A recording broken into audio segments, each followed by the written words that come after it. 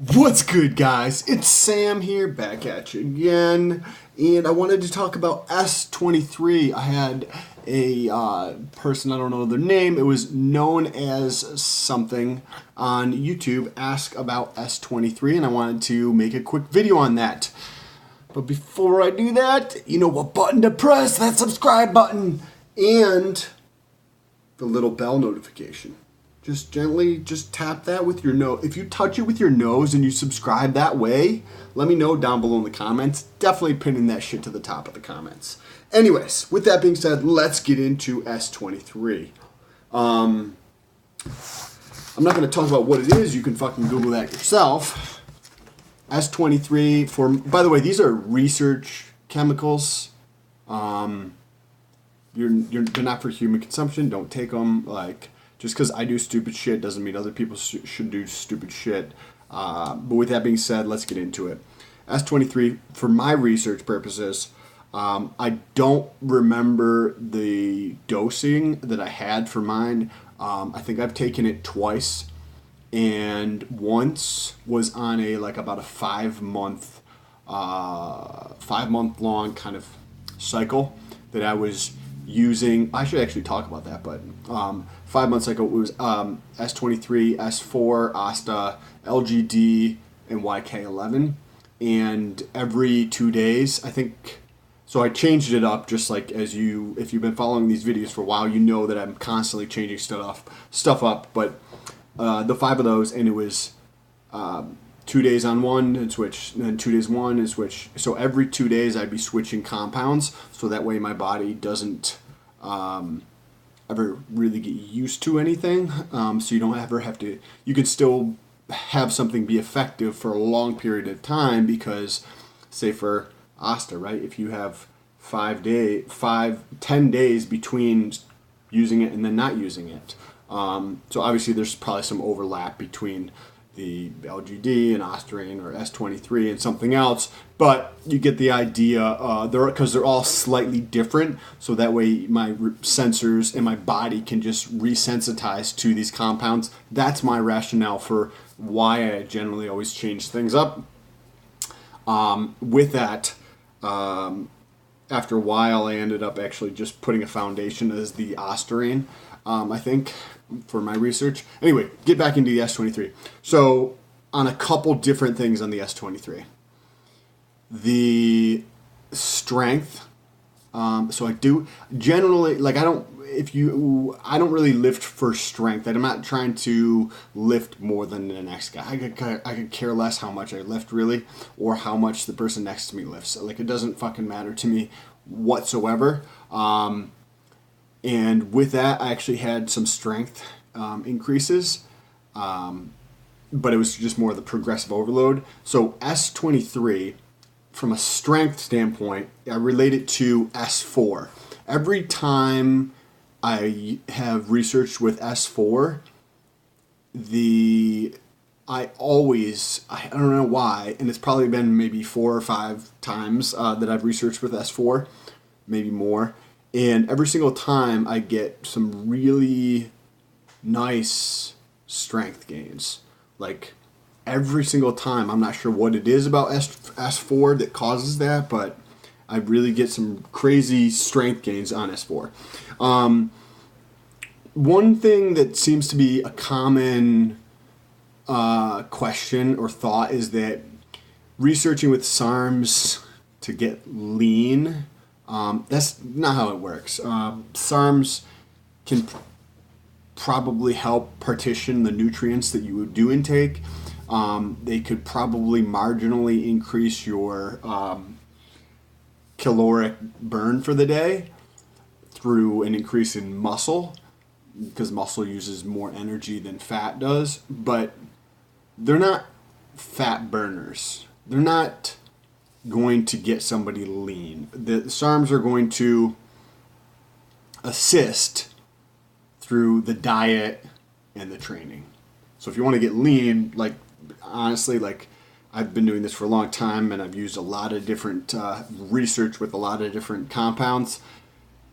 It's not the compounds that are going to get you lean. It's the hard work that you put into the diet and gym. And I know that's not what you want to hear, but it's the fucking truth. That's just how it is. Compounds just make it easier.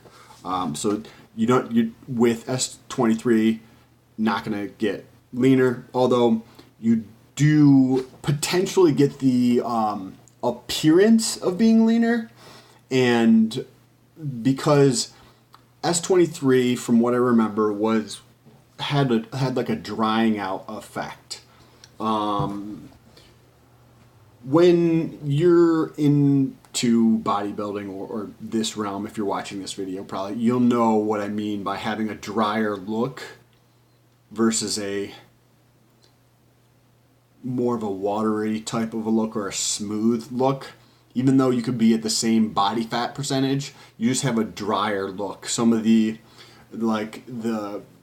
everything just looks a little bit crisper in a sense from somebody's physique. Like if you were to look on Instagram and you look at somebody's physique and you look at different bodybuilding physiques or men's physique or classic physique, you can kind of get the idea of what I'm talking about when I say like dry versus like a softer or watery or look.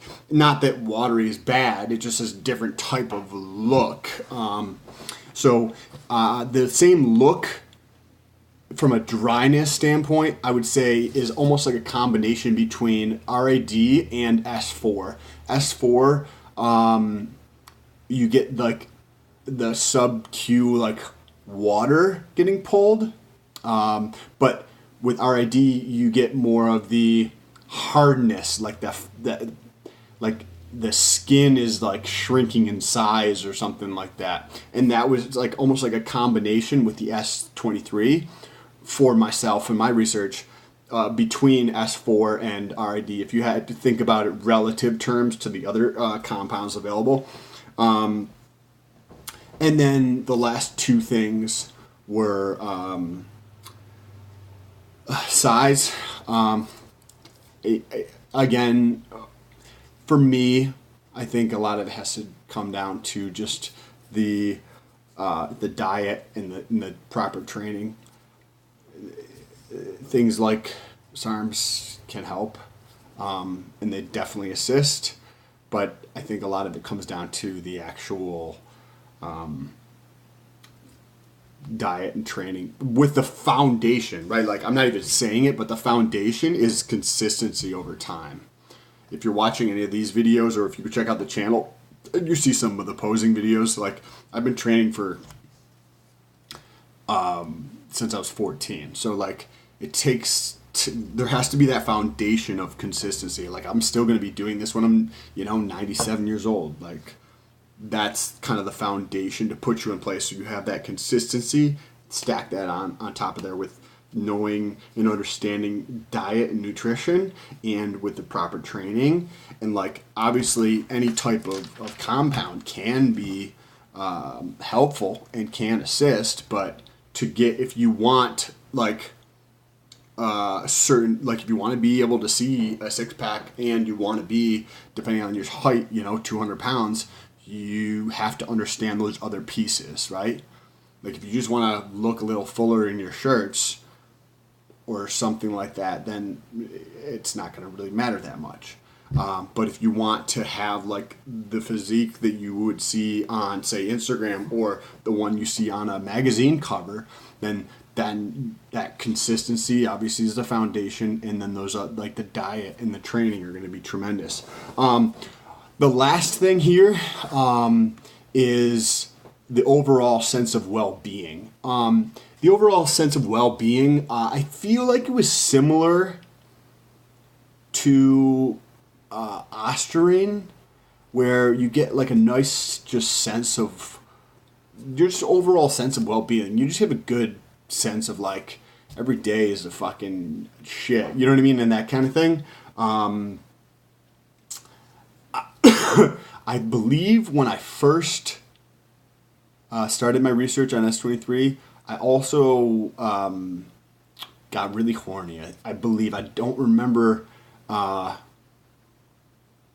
trying to think if there was something, what else was going on at that time to know if it was something else. But I wasn't taking anything else. Maybe the mk-677. But I remember being really like abnormally horny, and I think it was this. But yeah, so that's what I wanted to cover in this video. So just recapping what it was, it's like has certain aspects of S4, RAD, and Ostarine.